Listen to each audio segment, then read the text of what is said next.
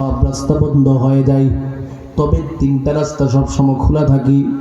ও ঘুরিনচড়া এলাকার আল্লাহ মহাব্বতের বান্দা, যখন আপনি কবরের মধ্যে চলে যাবেন, আর জীবনে কখনো আপনার আমল নামার মধ্যে কোরআন তেলাওয়াতের সওয়াব যাবে না, আপনার নামাজের সওয়াব যাবে না, আপনি যে সব সময় জিকির আজগার করতেছেন, আর জীবনে আপনার কবরে জিকির আজগারের সওয়াব যাবে না।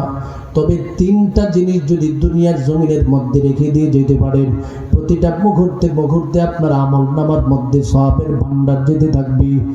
এক নম্বরে আমার নবী বলেন, মিন সাদাকাতিন জারিয়া।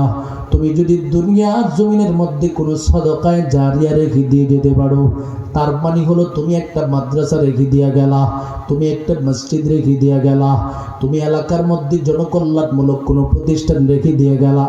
এলাকার রাস্তাটা খারাপ, আজকে নেতৃত্বের মধ্যে তুমি আসো, রাস্তাটাকে সুন্দর করে নির্মাণ করে মানুষের জন্য চলার উপযোগী করে দিয়া গেলা। ওরে আল্লাহর বান্দা, এই প্রতিষ্ঠানগুলো যতদিন পর্যন্ত দুনিয়ার জমিনের মধ্যে থাকবে, আপনি কবরে ঘুমায় থাকবেন, মুহূর্তে মুহূর্তে আপনার কবরে সওয়াবের ভান্ডার যেতে থাকবে। সুবহানাল্লাহ। তাহলে যেই মানুষগুলো এই মাদ্রাসাটাকে প্রতিষ্ঠা করে আজকে কবরে আছে, এই মাদ্রাসার যত তেলাওয়াত হবে, যত নামাজ হবে, যত সেজদা হবে, প্রতিটা সেজদার সওয়াব তাদের আমল নামায় চলে যাবে।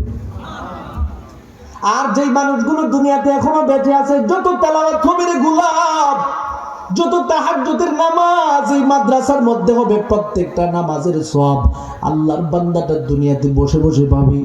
একটা মাদ্রাসার ছাত্র মসজিদের মধ্যে গিয়া তাহাজ্জুদের নামাজের মধ্যে দাঁড়ায় গেল, ওই ব্যক্তিটা ছাত্রটা যেমন সওয়াব পাবে, যেই মানুষটা মাদ্রাসাটাকে সুন্দর করে সাজানোর ব্যবস্থা করেছে, 10 টাকা দিয়া হলেও একটা বান্দা মাদ্রাসাটাকে সহযোগিতা করে উচ্চতার মধ্যে নিয়ে গেছে, ওই ব্যক্তিটার আমল নামার মধ্যে সেই সেজদার সওয়াব যাবে, সেই রুকুর সওয়াব যাবে।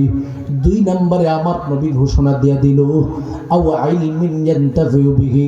এটা হলো মাদ্রাসার ছাত্রদের উস্তাদদের জন্য বলতেছি।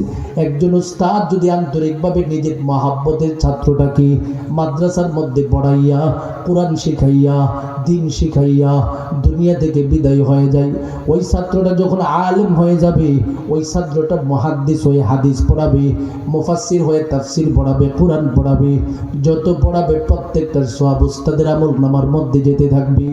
3 নম্বরে আমার মৌলিক বিষয়টা আমার নবীজি বলতেছেন, আউওয়ালাদিন সালিহিন ইয়াদউ লাহু।